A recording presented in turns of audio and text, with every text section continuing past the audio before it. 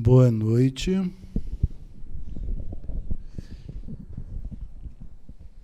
Vamos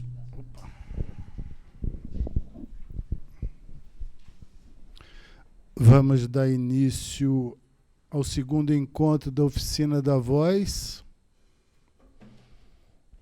Como eu havia anunciado no encontro passado, que foi o primeiro, o objetivo dessa atividade é de levar adiante algumas questões de forma que aqueles que participam dela possam ser cativados e também desdobrar iniciativas na direção de elaborações de temas que eu trago, mas que não necessariamente eu vou me aprofundar em cada um deles, porque há como que um espectro de questões que eu procuro abordar. Consequentemente, fica a cargo de cada um a possibilidade de avançar nesses diferentes temas.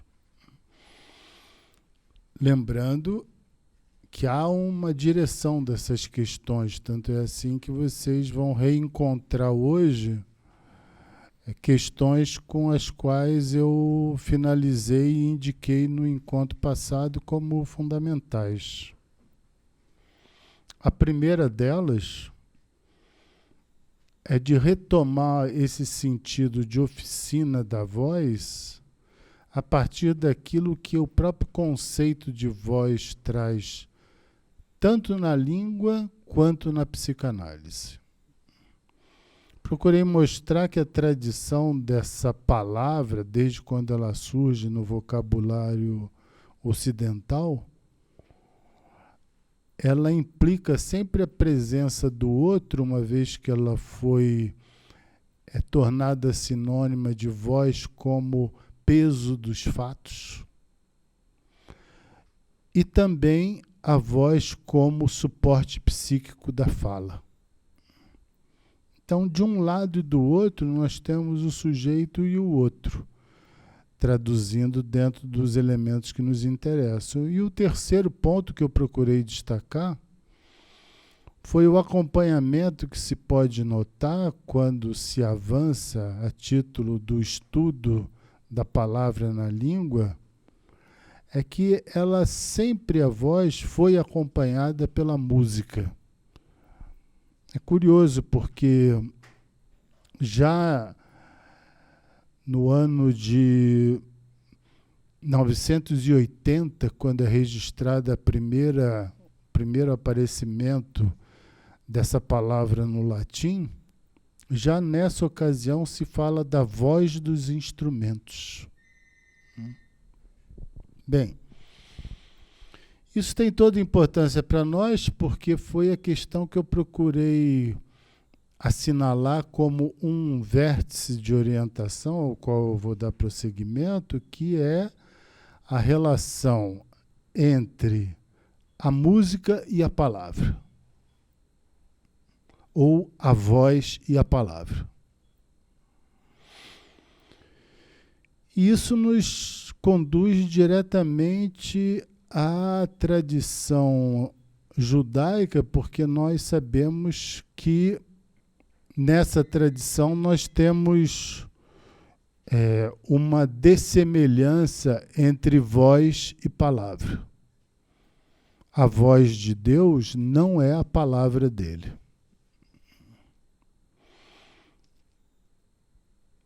Isso eu insisto que nos importa, porque vai colocar um problema muito diretamente relacionado a uma série de questões que tem a ver com a relação entre o som e a palavra. Voz e palavra, som e palavra. Não são sinônimas, ainda que quando exista palavra, exista som emitido para sustentar e pronunciar essa palavra. E a primeira condição de nós podermos começar a nos aproximar dessa questão é assinalar, como eu procurei mostrar, que nessa sonorização da fala, onde o som está presente, a primeira condição para entender essa presença do som junto à palavra é poder destacar a presença aqui daquilo que são os elementos constitutivos de uma palavra, tanto quanto do som. Então, nós temos altura, duração e intensidade. Altura, duração e intensidade são elementos constitutivos do som. Mas, no nosso caso, e por isso eu estou seguindo a indicação do Flor Menezes, no nosso caso, é importante não colocar dentro dos 3 elementos o timbre. Por quê? Porque o timbre, como já bem mostrou Jean-Michel num artigo, se eu não recomendei a vocês, eu vou recomendar hoje para que possam fazer a leitura. O artigo se chama Por que os adolescentes preferem escutar música techno a escutar seus pais. Esse artigo se encontra no livro que tem como título Dimensões do Despertar na Psicanálise e na Cultura, editado pela editora Contracapa. Esse não está no site do Vox. Bem, é um longo estudo que eu não vou me deter nesse artigo do Jean-Michel, porque ele tem toda a curiosidade, ele desperta toda uma curiosidade muito especial a partir da música techno. Mas ele vai procurar mostrar que o timbre é aquilo que conduz a atenção da criança para a mãe. E ele considera que o timbre seja a voz na sua dimensão de real. Bom, o que significa a voz na sua dimensão de real como sinônimo do timbre? Significa que o timbre se encontra na dependência por inteiro de todo o aparelho fonatório para permitir a sonorização da palavra. Então, o timbre é o que vai dar a modulação pela via respiratória, pelo aparelho respiratório, vai dar a modulação da palavra. Vai permitir que a palavra seja sonorizada. Para que vocês tenham uma ideia do timbre, por exemplo, existe um timbre do violino que é diferente do timbre do piano. O timbre do violino é o timbre de quando você toca uma nota, ela tem uma vibração, uma duração e uma intensidade que a mesma nota não possui quando tocada num outro instrumento. Então ela vibra diferentemente. E essa condição de vibrar diferentemente, que no nosso caso tem a ver com sustentar a fala diferentemente, mas sustentar a fala aí não passa em nada no sentido do audível, é do fonatório. É por isso que há essa homologia entre voz real e aparelho fonatório. Bem, e há essa questão que eu vou procurar hoje explorar um pouco, que tem a ver com: será que é legítimo se valer da noção de timbre em música para a mesma questão na psicanálise no sentido da palavra falada? Será que nós podemos utilizar dos mesmos referenciais? A princípio, não. Por quê? Porque existe um timbre instrumental e existe outro timbre que é vocal. O timbre instrumental está relacionado aos instrumentos musicais. ao som que são produzidos por eles. Como eu dei o exemplo agora do piano, da mesma nota do piano e no violino vibrando diferentemente, se fazendo escutar diferentemente também. Inclusive, é para aqueles que têm um ouvido mais apurado, eles podem notar o timbre do mesmo instrumento mudando em função do fabricante do instrumento. Mas, como eu disse, o timbre é uma reunião desses três elementos: altura, duração e intensidade. Como nós poderíamos aproximar, a título de conceituação para as questões que nos interessam, como nós poderíamos nos valer de forma a dar prosseguimento a essa ideia da voz real enquanto timbre, enquanto aquilo que captura o interesse da criança pela voz da mãe, por aquilo que vai ser transmitido para ela enquanto palavra? De que maneira essa aproximação com a música pode nos facilitar? Nós temos alguns elementos facilitadores, que são os seguintes. Nós sabemos, por exemplo, que existem,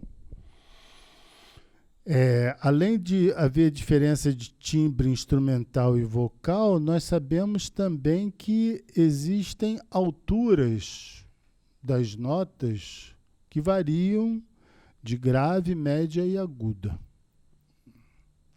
E sabemos também que a altura aguda ela é mais presente na voz das mulheres.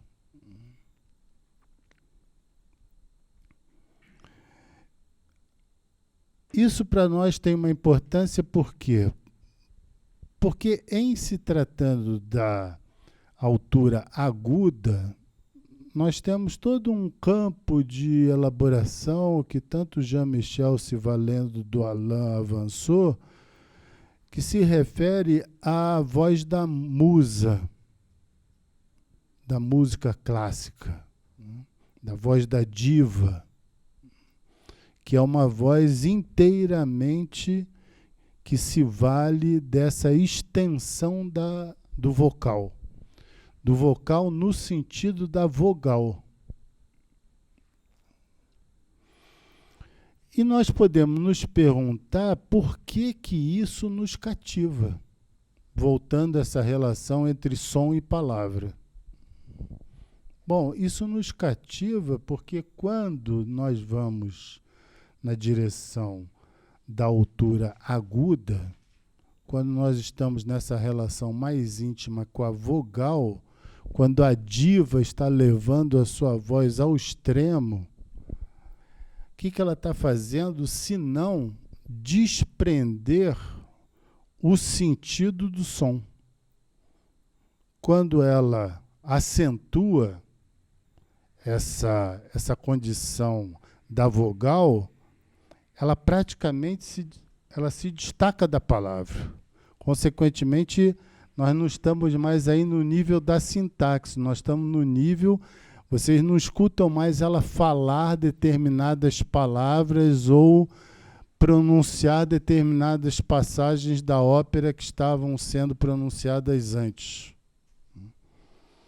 E a diva é um dos exemplos através dos quais nós podemos apreender essa relação entre som e palavra que não é superposta. Mas nós temos aí mais um outro ponto de interesse. Não somente a diva, no que ela acentua na vogal e se desprende do sentido, ela revela a separação entre som e palavra. Além disso, nós temos também a possibilidade que nesse momento, quando nós temos o som e do outro lado o sentido, o som e a palavra, nós temos a possibilidade de, através de algumas vozes, e aí não necessariamente apenas femininas, mas também podem ser masculinas, nós temos a possibilidade de encontrar uma proximidade desse som que evoca o som do timbre instrumental. É quando a voz que está cantando, ela canta num determinado tipo de sonorização que ela se separa, de tal maneira faz o uso da voz, que ela, quando a gente faz, por exemplo, observações do tipo, ela canta junto com o piano. Por exemplo, se vocês escutarem passagens, isso é muito apreensível em algumas músicas da Adele. Ela canta na mesma vibração que um instrumento. Inclusive, tem uma música dela que ela canta junto com o piano. Os dois sons se misturam. Bom, isso é importante para nós porque encontramos aí a possibilidade de mostrar de maneira muito clara a relação entre som e palavra e a sua dissociação. Temos a possibilidade de sustentar que, através dessa separação entre som e palavra, nós vamos encontrar, quando no exercício dessa sonoridade que se separa do sentido, nós temos possibilidade de mostrar um determinado tipo de gozo, e esse determinado tipo de gozo tem a ver com essa condição de infinitude que a separação da palavra promove. Então, o que é encantatório na diva? O que é encantatório nela é que ela promove uma separação da palavra, do sentido, que é como se você pudesse viver o fora da palavra. Bom, e esse desprendimento do sentido vai ser o ponto exatamente onde, para nós, se localiza a questão do gozo feminino. Se localiza a questão do gozo feminino, uma vez que, nesse ponto, não há mais limite. É claro que vai ter limite. Porque ninguém segura aquela nota, naquela vibração, naquela intensidade o tempo todo. Mas ela encanta exatamente porque ela consegue ficar nessa condição onde o limite do sentido, ou seja, do gozo fálico, não está mais em exercício. É uma das condições de encantamento para muitos sujeitos em relação à ópera, de viver essa separação dos gozos, essa presença da ligação e da separação entre os gozos através das vozes. Bem, temos aí, e aqui eu vou deixar um ponto em suspenso, porque não vou entrar nisso hoje, mas vou entrar talvez no próximo encontro. Quando nós consideramos a possibilidade de haver um determinado de inflexão, de emprego da voz humana, aonde se escuta o som e não o sentido, nós estamos aí exatamente com a condição de poder indicar que esse além do sentido, esse desprendimento da palavra, que de maneira mais própria, a vocalização é típico do sexo feminino, mas eu insisto, não somente. Então, nessa direção, nós vamos ter condições de nos interrogar, que é algo que o campo da música não se interroga, sobre qual é a relação, quer dizer, como é que nós consideramos a presença da posição masculina e da posição feminina na relação com a voz. Porque uma coisa é eu admitir que existe essa competência maior da voz feminina, porque ela tem essa possibilidade de fazer uma extensão maior, Mas essa voz feminina, consideremos que ela só realiza isso também, não é porque ela é uma mulher, mas sim porque ela tem uma relação com um desprendimento do sentido, que, por sua vez, o exercício da sonorização do canto permite a ela realizar. Quer dizer, esse ponto nos interessa significativamente, porque é aí que nós vamos voltar com essa condição de, como eu disse antes, eu vou apresentando questões que, no decorrer dos encontros, eu vou fazendo avançar. Essa é uma das questões que eu já estou deixando, eu espero que de forma clara. Mas temos também um outro ponto de interesse, que não vamos nos esquecer, que eu anunciei no nosso encontro passado, que Lacan, quando fala do supereu, ele fala de voz grossa.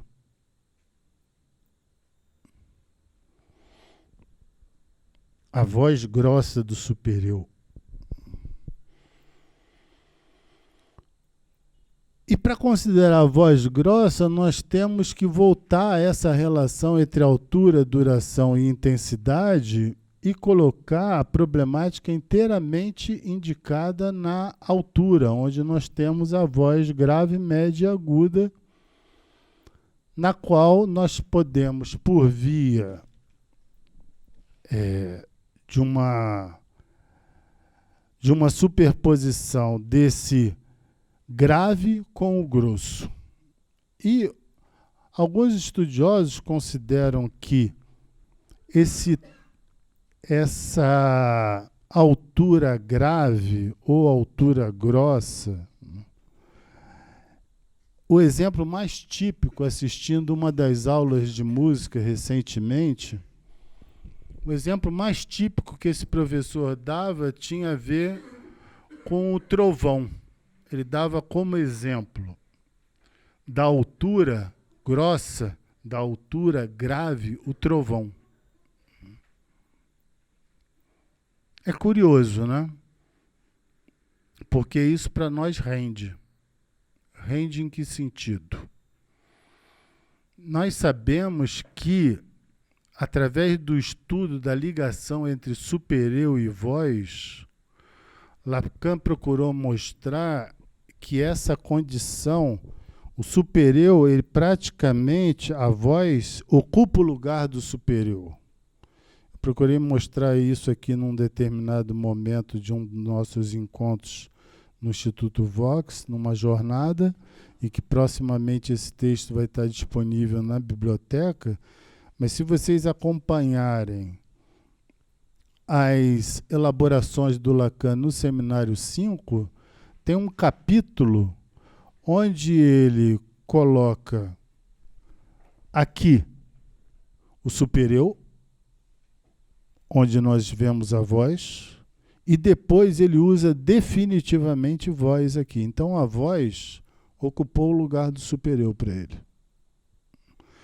É claro que isso exige todo um conjunto de desdobramentos, tanto é assim que no texto dos escritos de onde esse grafo completo foi apresentado, que é no texto de Subversão do Sujeito e Dialética do Desejo, não existe mais referência ao supereu. Então é nesse sentido que na obra dele, voz toma conta do supereu. Mas voz toma conta do supereu, aquilo que se elabora como supereu passa a se elaborar a partir de então pela voz. É nesse sentido que, a partir do ensinamento dele, tem toda a importância para nós o que significa essa voz grossa. Qual é essa acepção de grosso que está em jogo? Eu disse que isso se refere a título musical com a altura. E, curiosamente, o professor de música ensinava que essa voz grossa, ela deve ser para exemplificar o trovão. E notem que o trovão é exatamente aquilo que Lacan, no Seminário 10, dá como sinônimo da voz de Deus.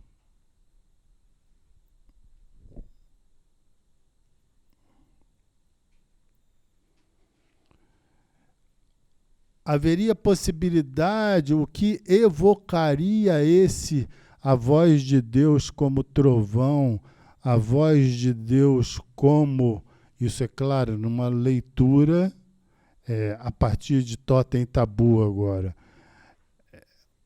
O instrumento que melhor traria essa voz de Deus seria o shofar, uma vez que esse som do shofar seria a possibilidade que nós teríamos de escutar a voz de Deus naquilo que foi o momento do seu assassinato.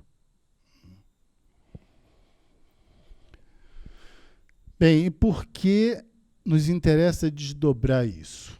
Primeiro, para minimamente começarmos a nos situar no que significa isso que ele chama de a voz grossa e por onde nos orientarmos. Que, por exemplo, algumas facilitações, como eu mostrei antes, em relação à voz aguda ligada com a vogal, não deve ser colocado no campo apenas das mulheres. Da mesma forma, a voz grossa, como sinônimo de superior. Por quê? Porque a voz grossa, ela, se a música nos dá como exemplo a possibilidade de apreender exemplarmente a altura enquanto grosso, através do exemplo do trovão, então vamos minimamente considerar que o superior, essa relação entre superior e voz, é algo que não se deixa de escutar.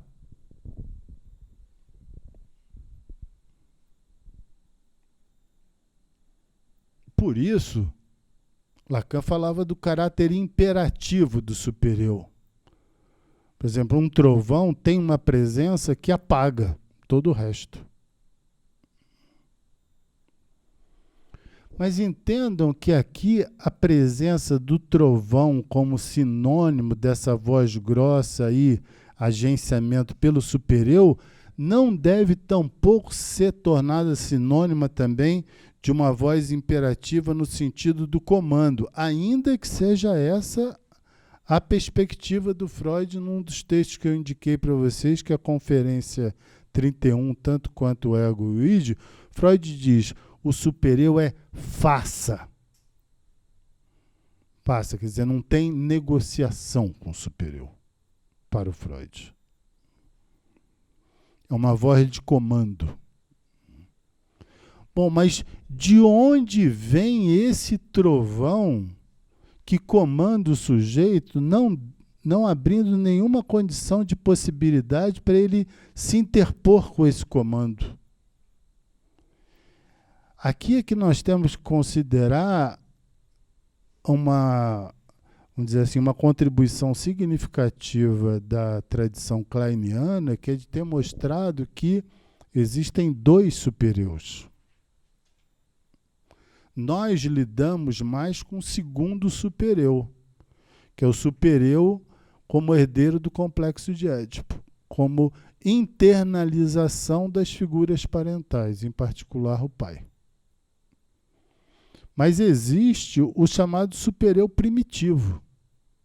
Esse superior primitivo eu procurei mostrar também que ele é sinônimo dessa sintaxe que vem transmitida, que aprisiona o sujeito na articulação das frases num determinado tipo de discurso, quer dizer, para ele é transmitido um determinado tipo de discurso, que ele vai se orientar nesse discurso por via de uma sintaxe que foi transmitida para ele. Mas, também em relação ao superior, existe esse assinalamento notável do Freud, que foi de mostrar que o superior tem um fundamento nessa primeira identificação que é uma identificação que faz restar a presença do pai totêmico. Como essa presença do pai totêmico se faz equivaler ao superior arcaico na experiência da criança. Entendam que isso é antes do estado do espelho, tá? Essa presença, ela comparece exatamente por essa condição de voracidade, insaciabilidade, domínio das pulsões.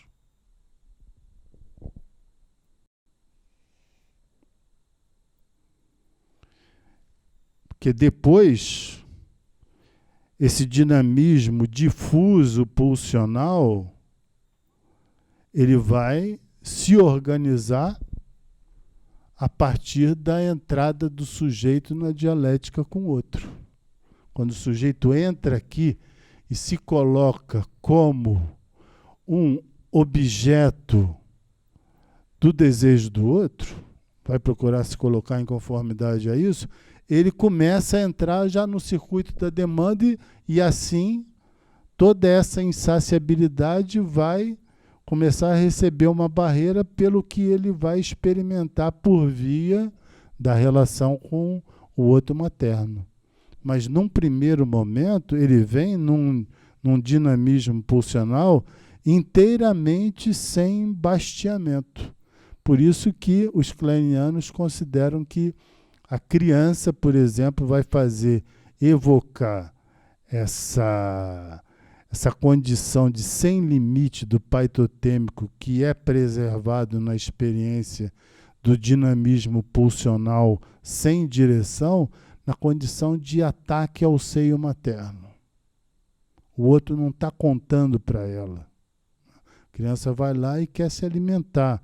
Ela está antes desse momento da entrada da mãe simbólica.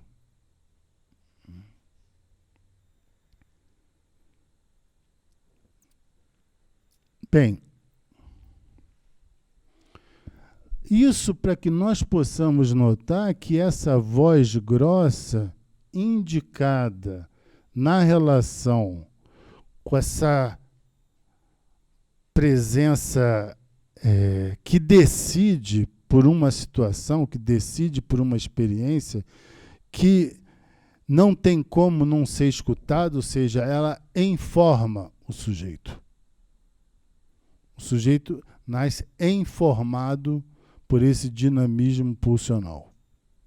Esse dinamismo pulsional ele vai encontrar já quando, na relação com a dinâmica do circuito com o outro, ele vai encontrar a possibilidade de começar a ser limitado em função do que nessa mãe vigora como limite. Então ele vai, por exemplo, ser frustrado nas suas demandas, que vão começar todos os primeiros tempos da dialética edípica. Frustração, privação e castração. Bom, a cada um desses tempos corresponde uma experiência de perda para a criança e, consequentemente, um determinado tipo de perda que promove a ele a possibilidade de lidar com a palavra de forma distinta. Mas aí, quando estamos em frustração, privação, castração, nós estamos numa temporalidade que não é mais essa do começo. Não é mais essa que Freud se refere. É uma outra, essa temporalidade aqui, quando ele fala da insaciabilidade, os kleinianos falam do ataque ao seio materno, né? Estamos falando de alguma coisa que é sem dialética. Aqui, nós temos dialética. Bem, isso é tão mais importante para nós se considerarmos esse trovão enquanto que faz evocar essa voz grossa, ou seja, aquilo que não dá para não ser escutado. Mas entendam, aquilo que não dá para não ser escutado exatamente porque o sujeito está informado nessas condições estruturais desde o seu nascimento. É curioso que Lacan retorne ao tema do trovão em 1978, quando ele fala da experiência do passe. E ele vai falar, e ele vai fazer uma indicação semelhante a essa que ele fez. Ele vai preparar uma elaboração sobre o tema do passe a partir de um pequeno desenvolvimento. Isso está num texto que se chama Congresso sobre a Transmissão. Ele vai mostrar o seguinte, que a experiência do passe tem a ver com o trovão, porque estamos nessa mesma ordem. Não tem como não ser escutado quando você tem uma experiência de passagem. É claro que aí ele estava forçando um pouco a mão, porque tem como não ser escutado.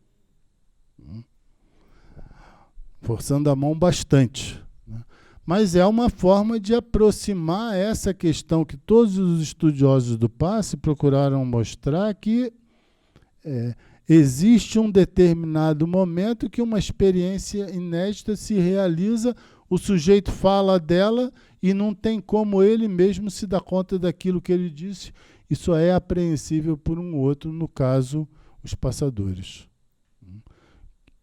De tal magnitude isso que os passadores escutam, que eles vão transmitir para o cartel do passe, e o cartel do passe vai reconhecer isso que foi escrito como experiência original, na fala do sujeito.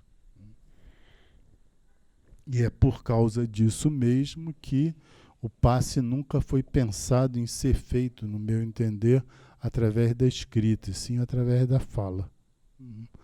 Porque é através da fala que o sujeito pode viver essa condição de maior estranhamento consigo mesmo, só podendo ter o sentido do que ele diz reenviado pelo outro. Bem, eu dou essas indicações para que nós possamos começar a considerar que isso que se impõe está no fundamento do supereu como voz.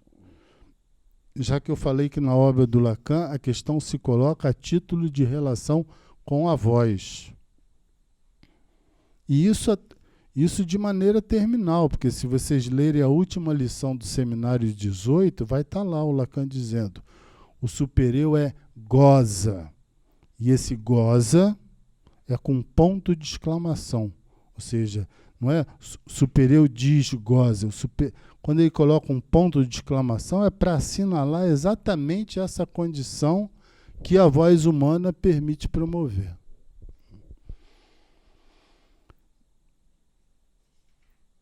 Então, se nós temos uma condição que o supereu nos traz, que nos introduz, e eu lembro aqui, mais de uma vez já procurei mostrar isso, que o Lacan, tanto no seminário 4 quanto no seminário 5, ele revela que há uma condição estrutural do supereu que não foi apreendida por Freud por via do complexo de Édipo e que tem a ver com esse supereu estrutural.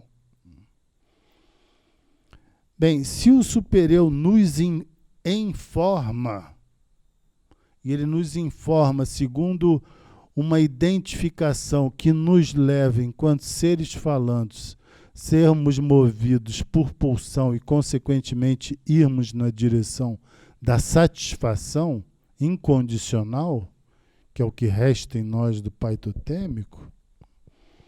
Então, de fato, um dos elementos da nossa estrutura que nos constitui é o supereu. Mas o supereu, esse arcaico, enquanto agenciamento do real sobre o sujeito.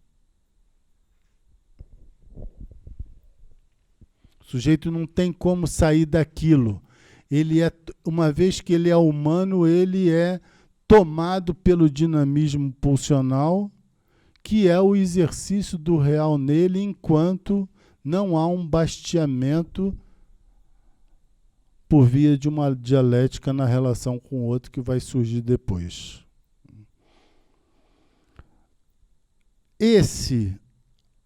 Essa presença do real no sujeito, essa condição de praticamente desaparecimento dele no que ele é tomado por esse outro de forma incondicional desde o início da sua vida, vai sofrer uma mudança. Vai sofrer uma mudança e essa mudança vai se chamar o quê? O simbólico, ou o nome do Pai, que é exatamente o que vai vir colocar limite nesse real, no sentido de que vai permitir que o sujeito lide com esse real.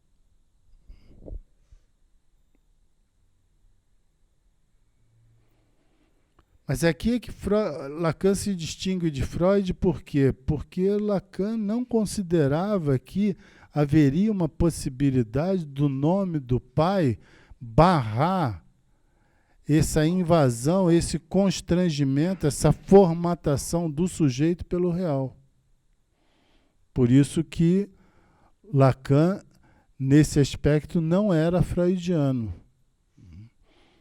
Uma vez que Freud se coloca bem de acordo a presença do Pai para a resolução dos impasses.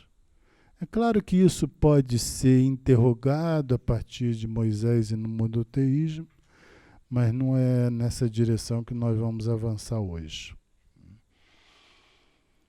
Bem, então, se nós temos esse agenciamento do real, entendam o agenciamento do real como condição de captura do sujeito por uma ordem que o constitui num dinamismo pulsional que o move insaciadamente.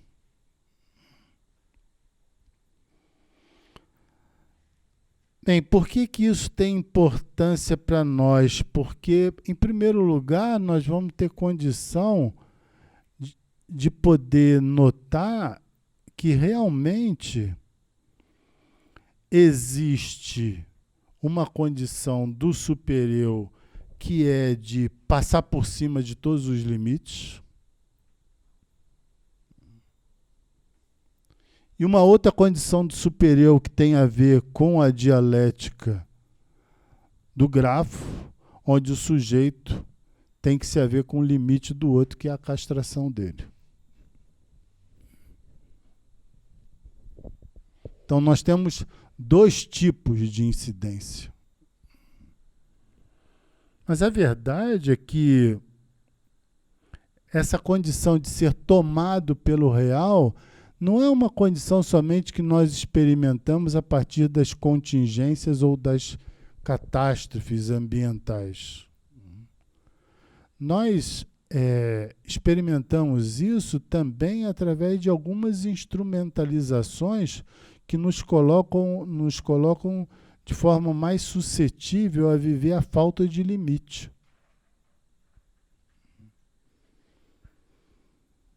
Por isso que existem determinados apelos que respondem inteiramente a essa condição que nos é íntima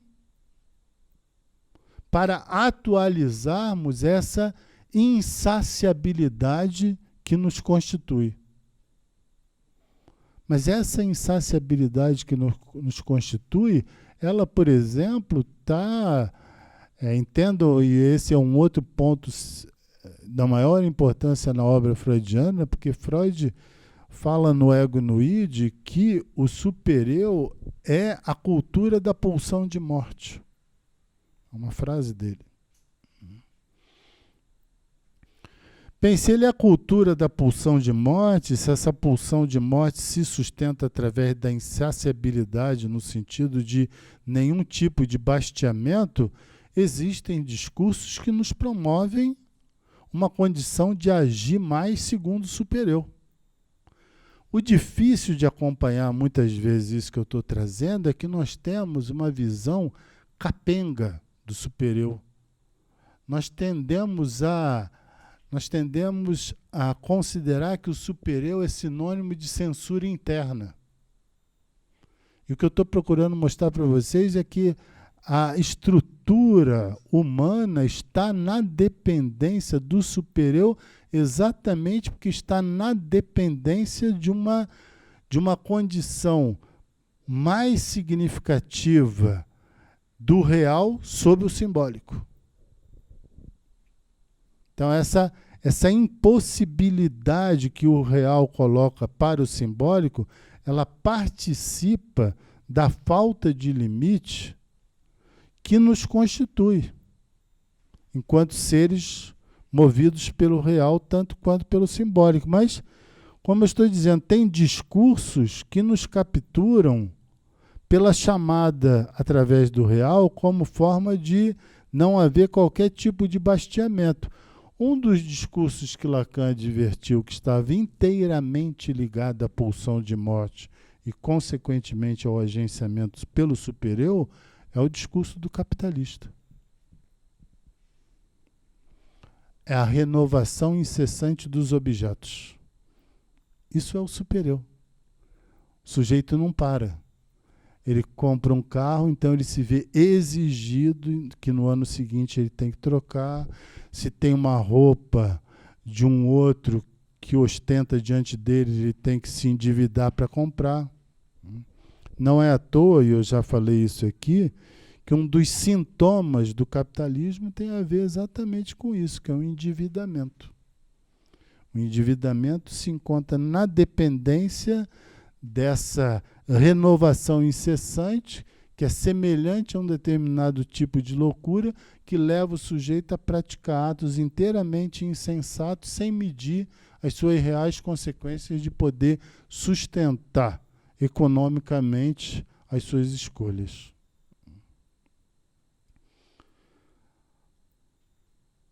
É surpreendente, né, que Freud tenha considerado que uma das formas de tratamento do superior seria o humor. E ele não deixa de ter razão. Ele não deixa de ter razão porque o humor é uma forma de tratar isso que é insuportável de uma forma mais assimilável. Fazer rir disso que é insuportável.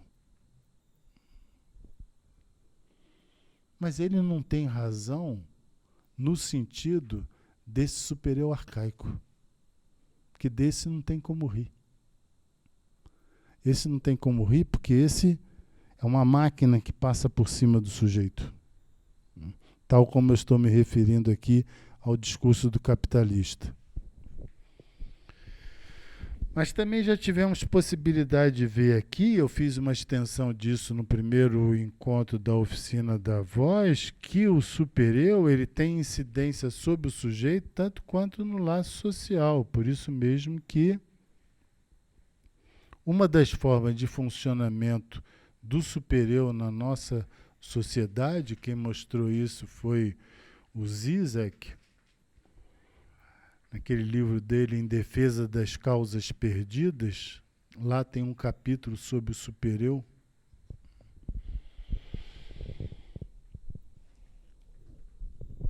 Em que ele procura mostrar o caráter de zombaria que é típico do superior.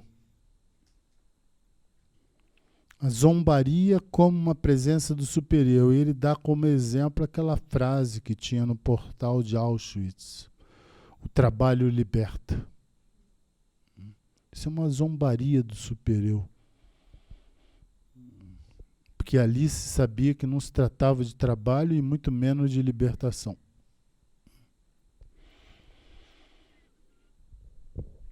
Mas esse superior da zombaria é um superior nessa perspectiva dessa condição de agenciamento pelo sem limite, ele faz constar no laço social o quê? O império da vontade. É o domínio do sujeito pela vontade.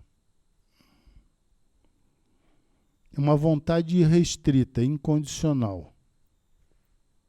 Por isso que esse super-eu que coloca em exercício o império da vontade, ele se encontra diretamente conectado com a estupidez. Daí eu tenho indicado o livro do Múzio para vocês sobre a estupidez. Porque o que ele diz lá?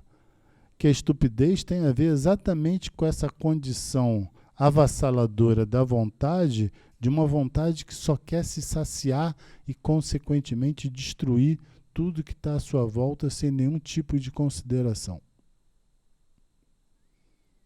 Nós, no Brasil, hoje estamos vivendo isso, a estupidez. Quando, por exemplo, esse senhor, que eu já nem o chamo mais como presidente, porque eu acho que chamá-lo de presidente já é uma deferência que ele não merece, quando esse senhor que está lá na frente do Palácio do Planalto faz menção a uma comunidade quilombola fazendo uma equivalência do corpo das pessoas com o peso da arroba do gado, isso é a posta em ato dessa condição da zombaria e da crueldade que estão diretamente vigorando no laço social a partir desse império da vontade. Vou fazer o que bem entendo. Se eu quero liberar arma, eu vou liberar arma, não interessa se tem não sei quantos milhões de desempregados. Eu vou fazer uma política de divulgação em cima disso, da bestialidade. Mas eu também disse aqui no primeiro encontro que não nos interessa somente, esse é um dos desafios da Oficina da Voz, não nos interessa somente fazer um diagnóstico que pode ter uma maior ou menor pertinência sem indicar os seus tratamentos possíveis. Porque realmente me parece assim, já há até uma certa espécie de compensação no meio analítico de achar que, por ter diagnosticado um problema, é como se assim já estivesse tratando dele. Acontece que, para tratar desse problema, sendo psicanalista, quer dizer, se existe esse determinado tipo de impasse, onde o império da vontade e essa insaciabilidade que é própria do superior, passando por cima de tudo, se coloca na vida social, como tratar disso? Bom, o tratamento disso tem a ver com os impasses que na clínica psicanalítica a gente lida a título de manejo que o superior nos promove como necessários de considerar para lidar com ele na sua condição extremada. Então, eu não tenho como, sendo psicanalista, abordar, vamos dizer assim, o tratamento de uma problemática dessa no meio social, se eu não tiver condições de responder pela clínica psicanalítica, como é que eu lido com esses impasses que esse superior também traz para a clínica de cada um. Às vezes com mais intensidade para umas e menos intensidade para outros. Bom, para abordar isso, eu vou fazer uma dupla articulação. Hoje eu vou me deter vamos dizer assim, num esboço de tratamento disso, no sentido de uma referência possível textual que vocês podem procurar para começar a pensar essa questão. E também vou fazer uma indicação aí mais no sentido da prática clínica desses problemas que o superior traz como impasse. E quando eu digo impasse, é interrupção do tratamento, paralisação da dinâmica da cura na neurose obsessiva. A primeira direção que eu vou tomar vai ser a partir de 4 artigos do Ferenczi, que eu vou indicar para vocês. O primeiro deles é um já conhecido de muitos, que é confusão de línguas entre os adultos e a criança. O segundo é a adaptação da família à criança. Entendam esse título, adaptação da família à criança, e não da criança à família.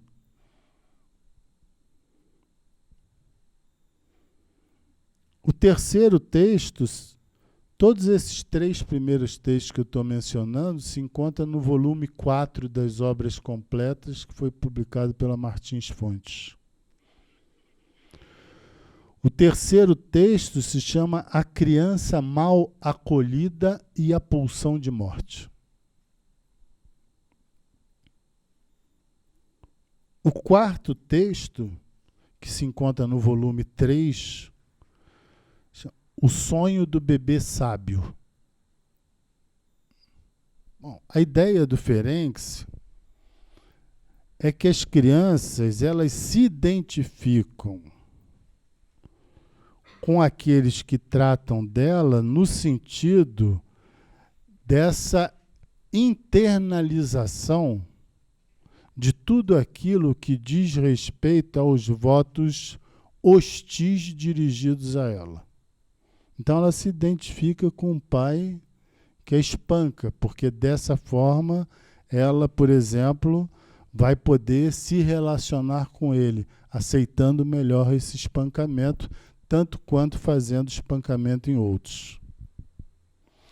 Mas o que é muito importante nos textos do Ferenczi, que ele, até onde eu sei, ele foi um dos primeiros discípulos de Freud que trabalhou com a pulsão de morte. Então, o que ele mostra? Ele mostra que a criança é estruturada através da pulsão de morte. Por quê? Porque quando ele diz a adaptação da família à criança, ele está dizendo que a criança vai trazer um transtorno para a família. Só que esse transtorno, devido ao desconhecimento total que nós temos por via desse mito do amor familiar à criança, nós não notamos que vão ser os excessos de cuidado, os excessos de amor, que vão ser diferentes formas de fazer valer a pulsão de morte do lado da família para estruturar o lugar da criança. E ele culmina esse conjunto de elaborações fazendo menção a esse sonho do bebê sábio, onde ele fala de um paciente dele que tinha sonho com crianças recém-nascidas que falavam coisas assim extraordinárias no berço.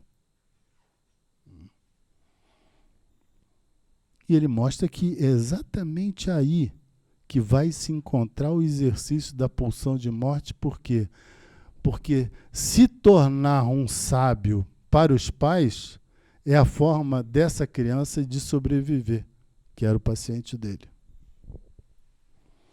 É um raciocínio bem diferente do que a gente está acostumado, mas inteiramente de acordo a tudo que nós temos condição de acompanhar em termos da obra do Lacan. Bem, com esses 4 textos, o que eu estou querendo que vocês busquem o fundamento? Busquem o fundamento que a nossa estruturação é pelo real. Foi o que eu fiz a referência por via do super-eu. Não por acaso, em 1974, numa conferência intitulada A Terceira, Lacan vai colocar no lugar do real, ele vai escrever vida.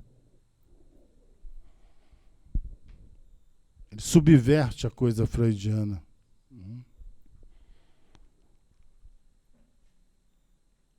E é isso que o Ferenczi está fazendo aqui. está colocando como a vida dependendo do real que é instrumentalizado do outro sobre a criança. E é por causa disso mesmo que, ao invés de pensar como integrar a criança na família, temos que, segundo ele, se perguntar sobre as condições de possibilidade da família receber uma criança, que é uma coisa que pouco se pensa. Bem, isso na elaboração que eu trago a vocês é importante porque vai me abrir um caminho, antes de avançar, que não vai ser hoje, para exemplos clínicos mais pontuais sobre a neurose obsessiva e os impasses do supereu. Eu vou fazer uma ligação desses 4 textos com um outro texto de um psicanalista, de um texto que está comemorando exatamente 60 anos. E é um texto que foi Daniele que me entregou um dia. Ela estava lá com um monte de coisa, ela veio e disse, trouxe isso aqui para você. Ao invés de jogar fora, ela deu para mim. Mas no meio daquele lixo eu encontrei uma coisa interessante. É um texto do Harold Sills, que se chama O Esforço para Enlouquecer o Outro. Esse texto foi publicado em 1959. Esse psicanalista foi considerado, na IPA, uma espécie de gênio, ele. E muita vontade da forma pela qual ele trabalha. Então, a grande parte da experiência dele foi com esquizofrênico. E esse texto, O Esforço para Enlouquecer o Outro, tem a ver com a experiência dele com famílias de esquizofrênicos. Esse texto eu encontrei uma tradução em português, é a única, até onde eu sei. Caso vocês não consigam, vocês podem escrever para o Vox pedindo uma cópia. Peço que vocês mantenham com vocês mesmos, que nós não temos autorização para divulgar isso, mas está nesse livro aqui, que se chama Família, Psicologia e Sociedade, publicado pela editora Campos. Bom, nesse artigo, o autor ele elenca 8 pontos relativos ao que ele chama de o esforço para enlouquecer o outro. Eu vou mencionar os 3 primeiros, que depois eu vou abrir para que vocês se pronunciem sobre o que eu apresentei hoje. Então, notem que eu estou partindo de uma estratégia de ir para a estrutura através do real, mostrar a questão do supereu presente aí, como essa força do real que nos constitui, e por isso a pulsão de morte em boa parte das famílias, tanto quanto das mães, não tem condição de ser barrada, face à claudicação do nome do pai. Por isso mesmo eu falei que nessa oficina eu vou me dedicar a tratar dos impasses e do fracasso, porque isso aqui é igual fotografia da revista Caras. Tudo funciona bem nesse grafo. Só não dizem que muitas vezes o sujeito nem entra aqui. E nem vai para o lado, e quando ele recebe de lá, ele fica parado lá, porque a significação ele também não realiza. Pois bem, é uma espécie de corte nesse êxito do funcionamento que eu estou procurando realizar por via disso que vem do Ferenczi e por via disso que vem desse texto como o esforço para enlouquecer o outro. Por quê? Eu vou fazer a primeira leitura dos 3 pontos que ele mostra, e nós vamos poder ver que nesses 3 pontos que estão presentes como esforço para enlouquecer o outro, nós podemos apreender tanto a dimensão do supereu quanto a dimensão da voz. Por quê? Porque ele mostra de que forma esse esforço para enlouquecer o outro é o outro nome do agenciamento do supereu sobre o sujeito, de forma a não dar possibilidade desse sujeito advir a uma palavra diferenciada. Por isso que a captura dele por inteiro, e por isso que o nosso querido Alain fala tão bem do primeiro tempo do superior como nem uma palavra. Bom, diz ele, o primeiro esforço para levar o sujeito à loucura. Ele diz, pode consistir predominantemente no equivalente psicológico do assassinato. Isto é, pode representar primariamente uma tentativa de destruí-lo, de livrar-se dele por completo, como se ele fosse fisicamente destruível. O segundo esforço para enlouquecer o outro, ele diz, o esforço para levar o outro à loucura pode ser motivado predominantemente por um desejo de externalizar e, portanto, livrar-se de ameaça de doença em si mesmo. Lacan chegou a abordar, a gente escuta uns ecos aqui do texto da criança. Na nota sobre a criança, a gente escuta um texto aqui.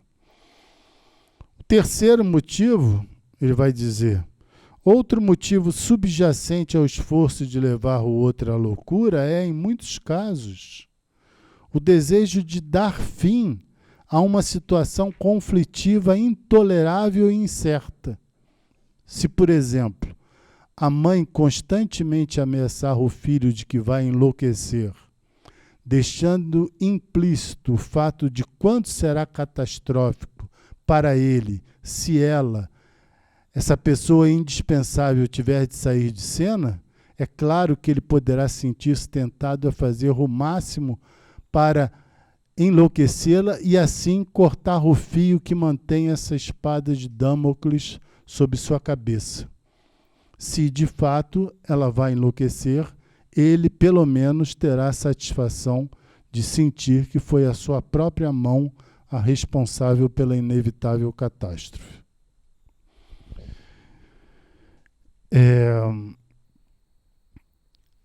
Eu considerei que é muito importante de voltar a esses autores, não somente pelo exposto, mas também nos outros 5 esforços que esse autor vai mostrar para enlouquecer o outro, que nós vamos poder recolher esses votos do superior, tanto quanto esse agenciamento do sujeito pela pulsão de morte, que nós podemos nomear de real no sentido de impossibilidade de vigorar o simbólico, e aí é definir o real no sentido lógico. E assim, escutar isso, que se trata exatamente na voz, a voz do outro mortificante, que vem movida pela presença desse superior arcaico que constitui a cada um de nós. Para finalizar, eu queria dizer que um dos exemplos mais interessantes que tem nesses textos, principalmente nesse texto do Ferenc, que se chama A Criança Mal Acolhida e a Pulsão de Morte, é que ele vai mostrar que esse agenciamento do superior sobre a criança é responsável, é como ele considera o suicídio infantil. Ele explica o suicídio infantil através de um voto inconsciente de morte da criança, de não acolhimento da criança dentro da família e que vai levar, num momento posterior, à morte dessa mesma criança sob a forma de suicídio. Bom, nós tivemos possibilidade de ler uma passagem semelhante a essa no Seminário 5, que Lacan chega a fazer uma menção sobre isso em relação ao suicídio. Mas aqui eu achei que poderia ser muito mais oportuno porque daqui eu vou abrir para as questões propriamente dos impasses que o supereu pela neurose obsessiva promove a título de fazer fracassar o tratamento. Em primeiro lugar, quero saber se vocês entenderam o encaminhamento. Sem o que não... Bárbara acompanhou? Acompanhou?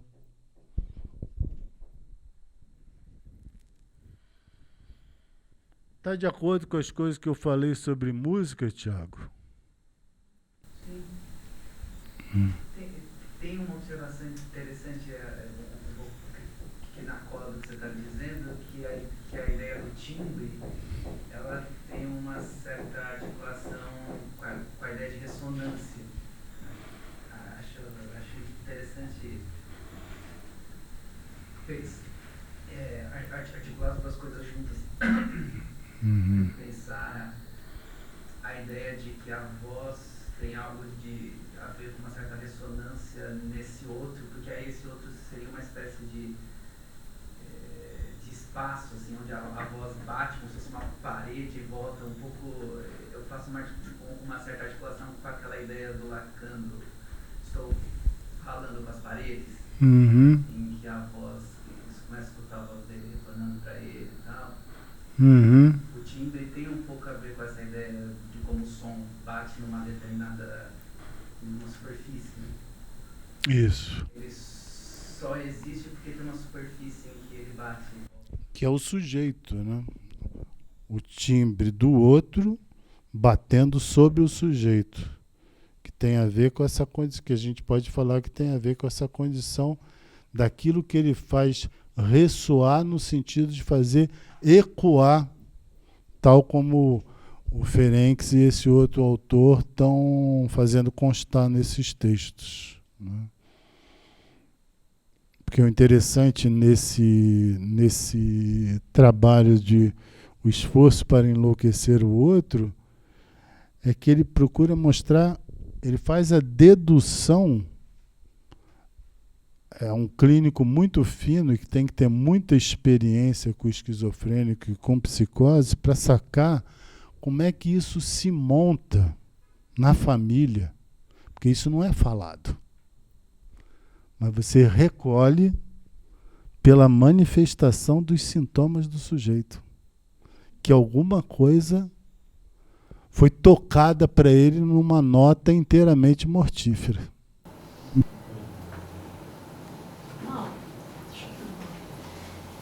Você falou um pouco dessa voz que cativa, da musa e da diva, e eu fiquei pensando nessa relação que você faz entre estupidez e superego, e que a estupidez também é cativante. Muito. Né? Principalmente quando se trata da zombaria. Assim. Fiquei pensando numa entrevista que eu vi esses dias de um jovem que participou de um estupro coletivo. E aí, uma das coisas que ele fala que eu achei bem interessante é que quando ele estava lá com outros meninos, eram todos homens, quando ele ouvia os meninos rindo das piadas dele, isso o cativava, assim, intensificava a ação dele, assim. E aí eu fiquei pensando se no Lacan, ou na sua pesquisa, traz isso dessa relação entre zombaria e o masculino, se isso tem uma articulação. Tem uma articulação, sem dúvida, porque não é por acaso que existem mais estupros de homens dirigidos a mulheres do que mulheres dirigidas a homens. Tem mulheres que estupram homens também. Mas a incidência é muito menor do que os homens que estupram as mulheres. Isso é incontestável. Bom, e como é que a gente pode pensar isso? Essa cativação do supereu, esse império disso que é a bestialidade da estupidez, é o que permite para o homem que vive com um sentido muito limitado viver o desprendimento de tudo aquilo que constitui a noção dele em relação a ele mesmo. Então, pelo estupro, ele tem condição de dar vazão a algo que ele não sabe fazer de outra forma que não seja por via desses atos de destruição do corpo do seu semelhante. Por que ele não tem de outra forma? Porque ele vive esse sentido fechado. Então ele vai gozar assim, não é porque ele é... É claro que nesse ato existe perversão, mas não dá para colocar a perversão como justificativa, porque ele é estuprado por um outro, que é o sistema. É claro que existe consentimento dele para isso, para ficar limitado a viver e achar que a melhor coisa que pode acontecer no final do mês é ele conseguir pagar as contas. Como muitos vivem. Mas quando você vê situações sociais que levam o sujeito praticamente ao desespero, sem nenhuma possibilidade de satisfação, dependendo do tipo de constrangimento com a ordem do sentido, ele pode encontrar satisfação exatamente assim.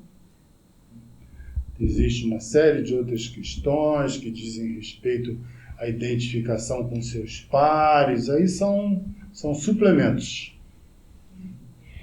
Mas esse tipo de gozo que o homem pode viver num ato como esse, diz respeito à condição masculina da limitação com o sentido sob determinadas condições que são impostas a ele. As mulheres sob tais condições haverão de viver atos semelhantes? Dificilmente. Por isso que eu vou voltar com um estudo sobre a voz no homem e na mulher, mas não somente aí no sentido da identidade social do sexo. Deixa eu... Fala. Eu achei super interessante você estar retomando, claro, essa associação entre o super-eu e a voz grossa, mas articulada com o trovão. Porque isso me fez lembrar uma passagem, a única passagem, na verdade, que eu li do Finnegan's Wake, do Joyce, onde tem um capítulo inteiramente dedicado ao trovão. E o Joyce faz e elenca, já que o projeto ali também é de dinamitação da língua inglesa, ele elenca uma série de onomatopeias em diversas línguas que, de algum modo, evocam o som do trovão.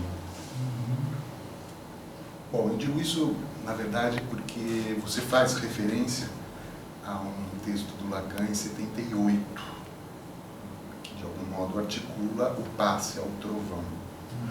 E a minha questão é mais nesse sentido disso que você lançou rapidamente, se você pudesse falar um pouco mais a respeito dessa distância entre o dito e o escrito a respeito do passe.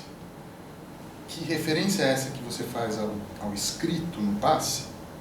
Se é já naquele momento de testemunho, ou qual é a crítica nesse sentido de expor um pouco melhor qual que é a questão que o escrito de algum modo limitaria ou, quem sabe,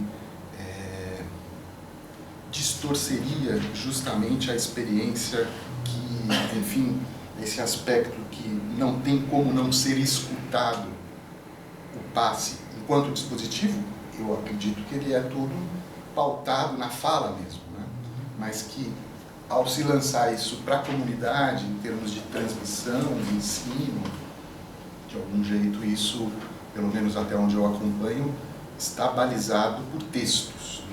Acho que o único passe que eu tive a oportunidade de acompanhar que não foi escrito foi há muitos anos atrás, quando Marie-Jeanne Soré esteve aqui em São Paulo, que foi impressionante, porque foi um relato. E depois disso eu não vi nenhum nesse estilo. Olha só, é curioso que Lacan tenha feito objeção, não é nem ele tenha feito objeção, ele simplesmente não propôs forma de texto escrito para a experiência do passe, mas sim de escritos a partir do passe. Então, uma das tarefas para o cartel do passe é produzir textos a partir da experiência que eles escutaram dos passadores. Existe um estudo que eu conheço, somente um que eu conheço, que é um estudo do quadro do Picasso, Mademoiselle d'Avignon, que um dos estudiosos lá do Rio de Janeiro sobre arte, que frequentava na época o Colégio Freudiano, escreveu um texto como sendo o passe do Picasso. Mas por que eu digo que, concordo inteiramente com Lacan, que a coisa não se dá pelo escrito, e sim pela fala? Porque mesmo que você fosse escrever uma experiência que você viveu, independentemente se você confunde o passe com testemunho, se a análise foi terminada dentro dos padrões esperados, ou uma concepção mais avançada que eu assino embaixo, que é como é que fica a sua vida a partir da sua experiência com a psicanálise.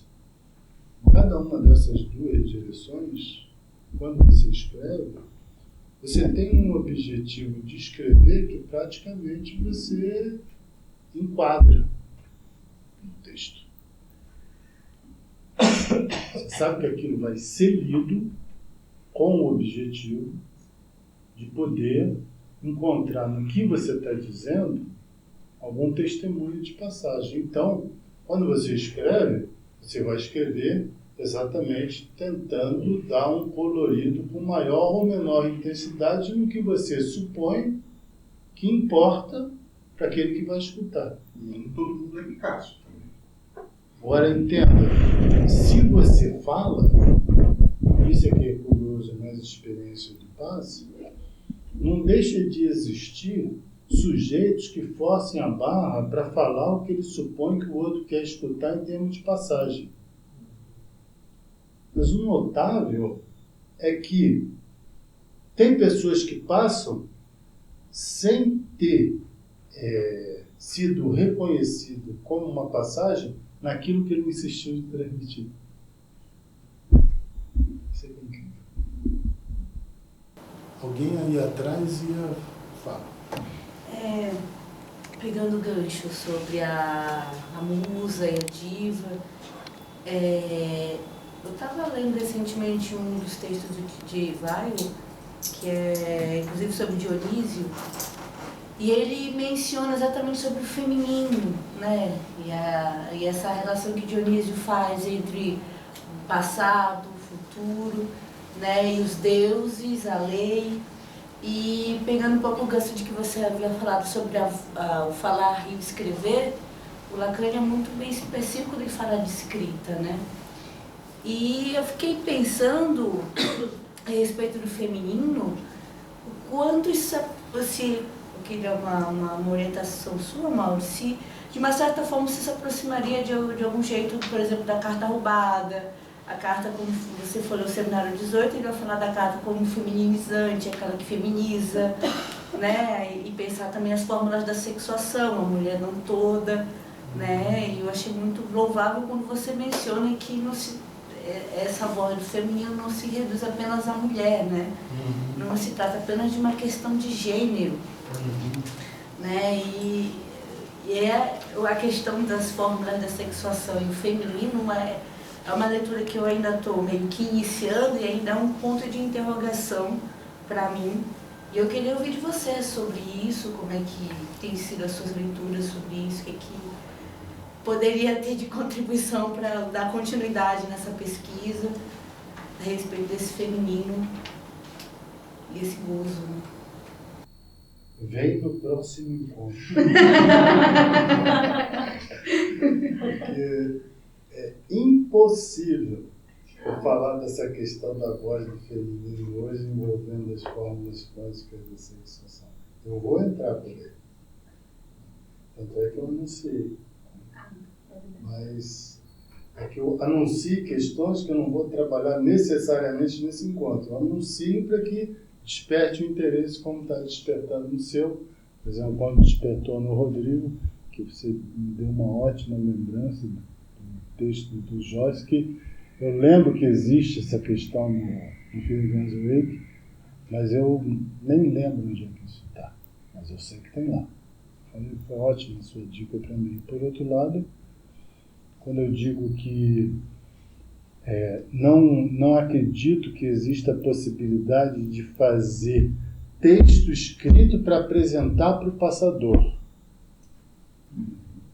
Mas eu acredito que existe escritos onde pode haver passagem que não estão diretamente implicados em fazer constar um reconhecimento. Por isso, se você quiser, esse escrito pode estar lá na pintura do Picasso, pode estar no texto desse que você tanto gosta, escreveu lá sem uma letra, Jorge Perec.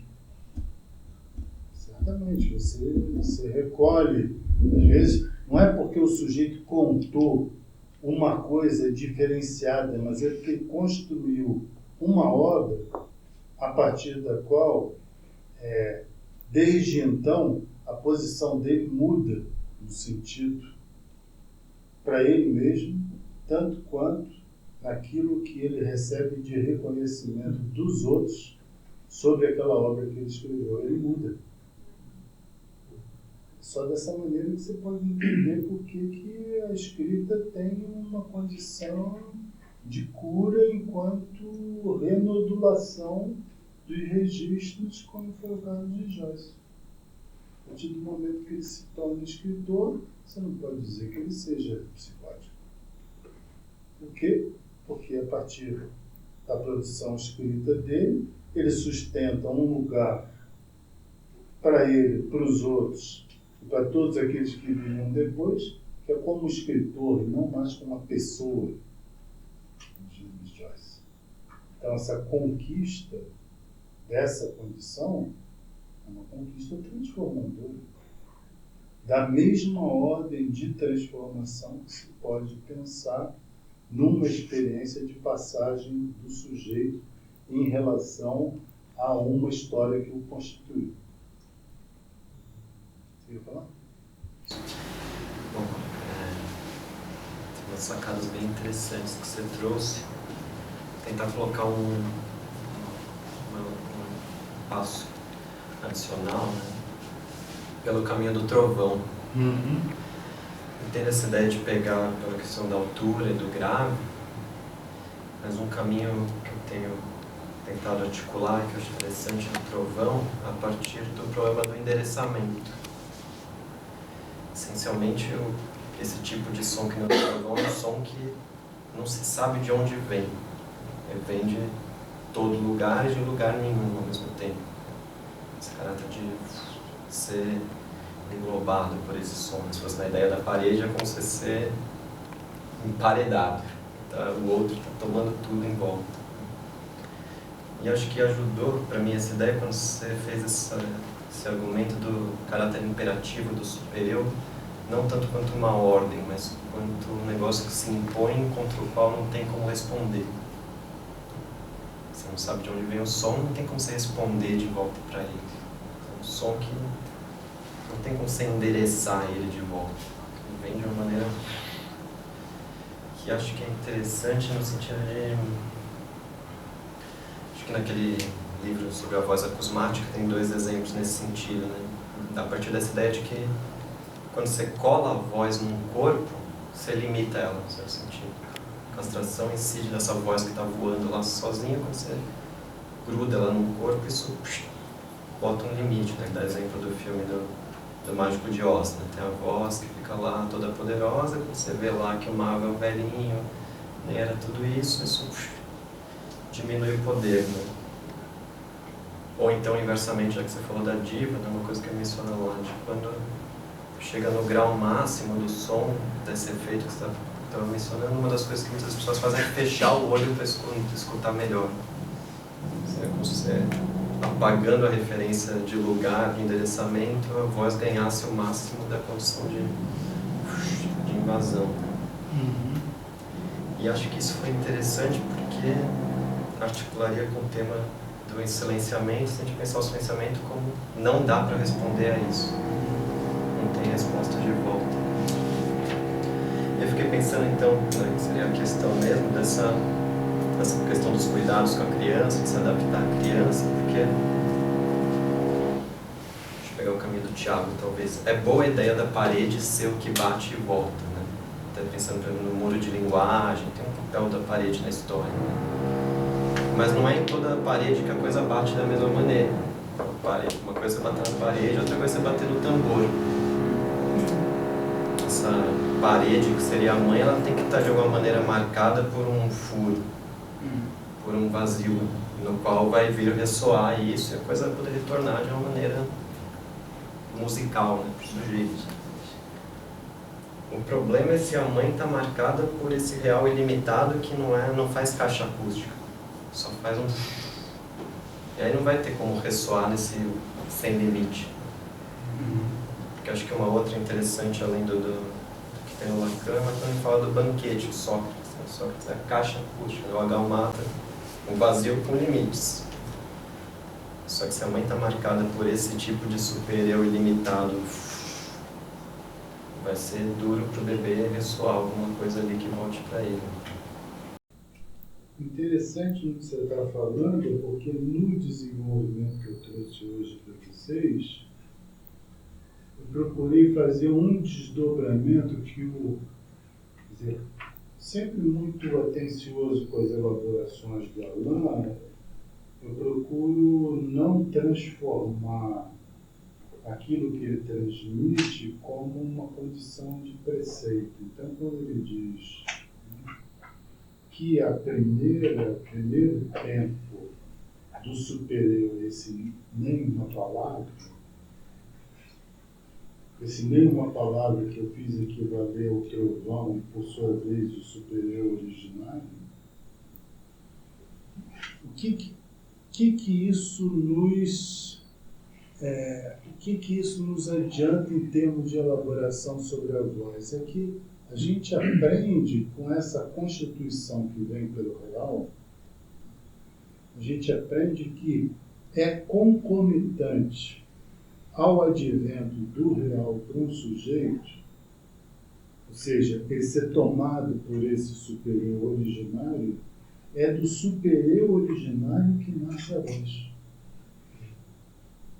Então, é por dentro, é através dessa condição de ser tomado por inteiro que o sujeito vai encontrar a possibilidade de insistir uma primeira vez e insistir uma segunda vez para então sustentar uma palavra diferenciada que estaríamos aqui, onde ele realiza o eixo da significação do que ele recebe do outro.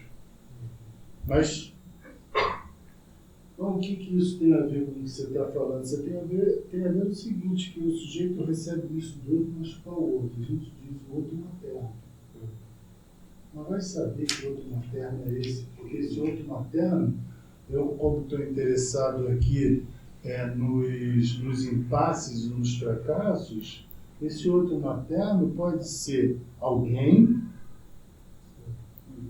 que porta uma consideração pela criança de tal ordem que não se dá conta que o cuidado que ela dispensa para ele, para essa criança, tem a ver exatamente com o que o autor está falando, com querer matá-la, querer enlouquecer.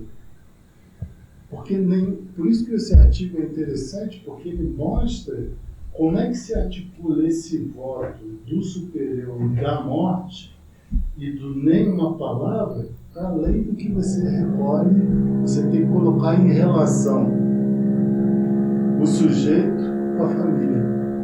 Ele vai fazer esse raciocínio.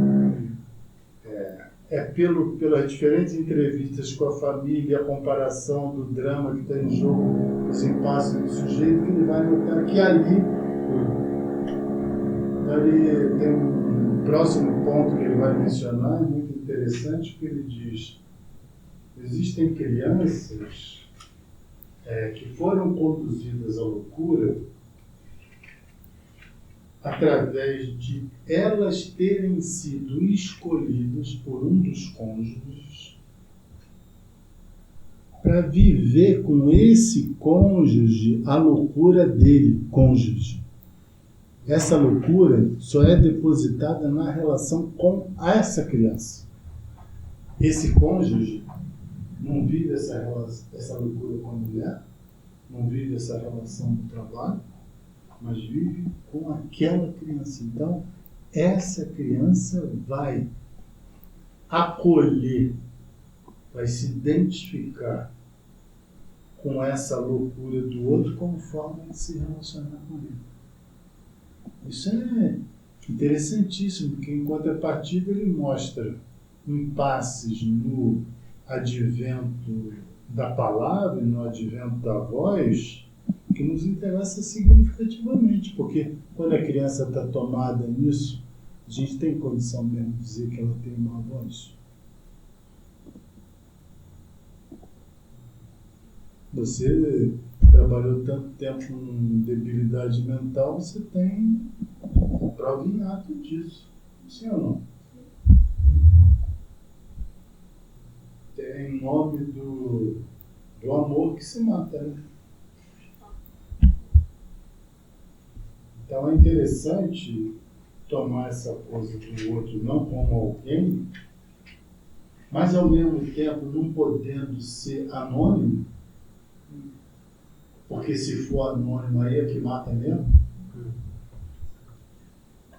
Mas é que nós sabemos que isso aqui funciona, o sujeito lá realiza a significação do que ele recebe do outro parcialmente. E essa parcialidade está colocada para cada um de nós em função do superior do outro, que articula a sintaxe do discurso, ou seja, ele empreende uma determinada relação entre as palavras que a criança vai começar a organizar uma dinâmica da palavra em função dessa sintaxe que ele recebe pelo discurso que vem da mãe.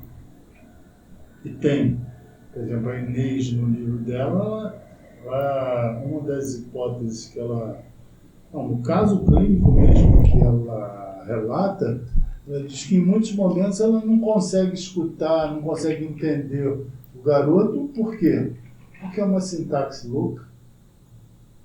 Não tem sujeito, verbo e predicado.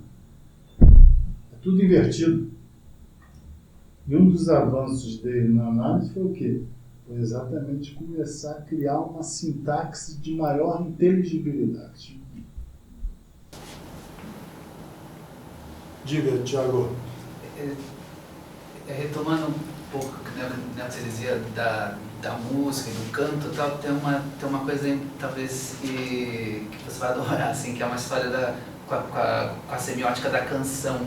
O meu trabalho clínico com as canções e tal só foi possível quando eu descobri uma história que o Tati fala na semiótica da canção, de que o compositor tem uma intuição de que a maneira de expressar a ausência, o amor ou a falta especificamente é como alongando as palavras por intermédio com a vogal, assim, quando você alonga bem na vogal, quando você incide. Então, por exemplo, se você for pensar em uma canção que fala dessa coisa passional, ou do amor, ou da ausência do objeto perdido,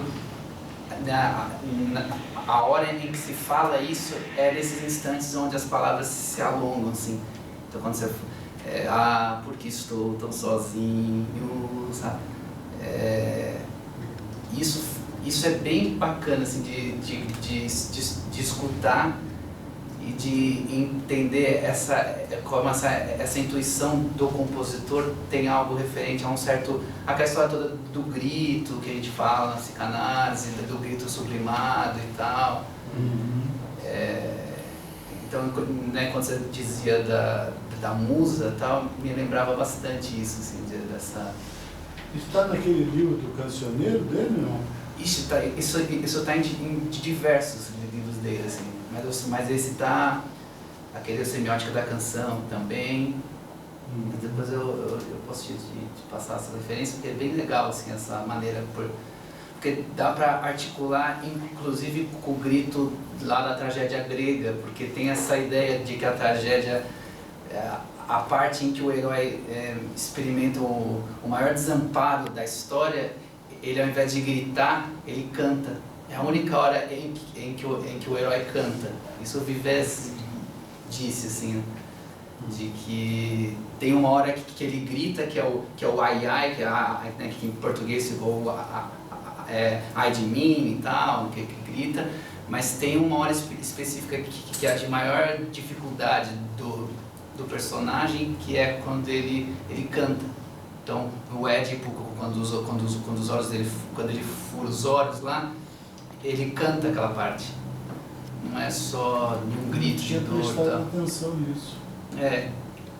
Isso é o Vives, ele diz porque isso se perdeu por conta do grego, da tradução, tá? Né? A gente não tem muito acesso a isso, mas é antigo, né? Indo pra tumba, lá ela vai cantando. Aí retoma isso que você falou do Tati, outra vez. Fala de novo.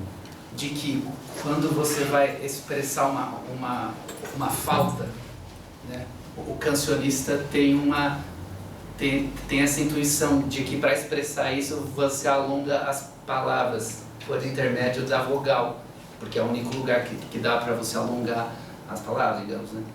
Então, quando você vai expressar, sei lá, a gente pode pensar uma canção do tipo né, Garota de Ipanema, em que você está mais ou menos apresentando um assunto, a personagem, olha que coisa mais linda, mais cheia de graça, ela menina, então você vai apresentando os assuntos, meio temas assim, e aí a hora em que você vai anunciar que ela está ausente e que você sente que você está afim dela, mas ela é impossível e tal, ele diz, porque estou tão sozinho, então ele alonga as vogais.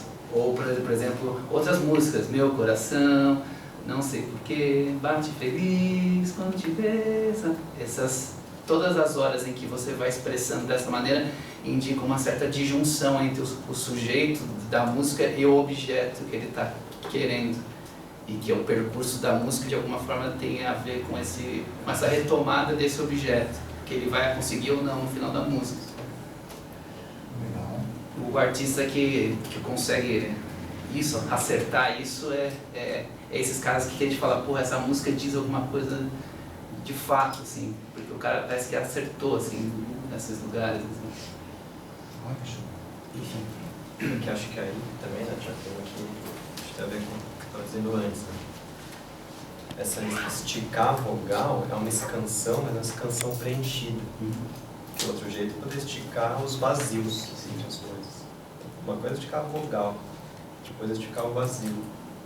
Isso que eu estou dizendo, vogal vem entre outras, vogal entre as consoantes, tem um certo limite, mas você faça uma escansão nele, ele gera esse efeito quase nostálgico da perda do objeto. Por isso que eu não sei se dá para pular direto para o grito, porque o grito seria mais esse caráter totalmente limitado, que chega perto até do problema da voz áfora, não o vogal esticado, puro, sem som.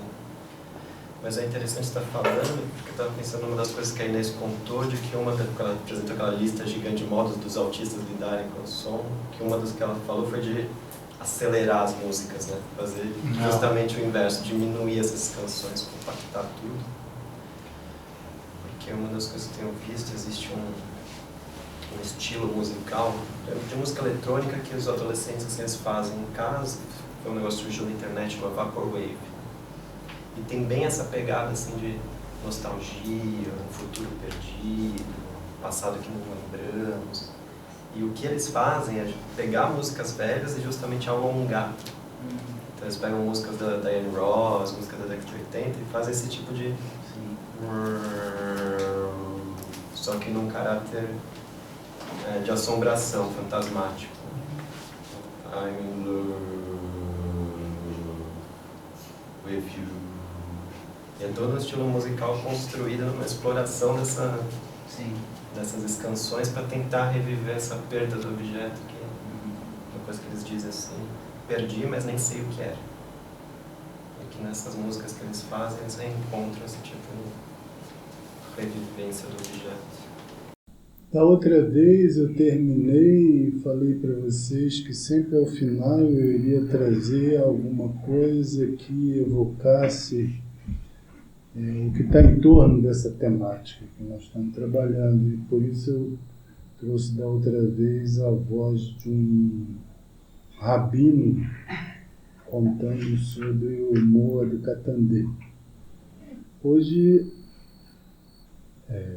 eu trago uma outra contribuição que, no meu entender, além de tantas outras, mostra essa passagem da estupidez para o compartilhamento e que poderá interessar significativamente os analistas de criança, mas espero que não somente.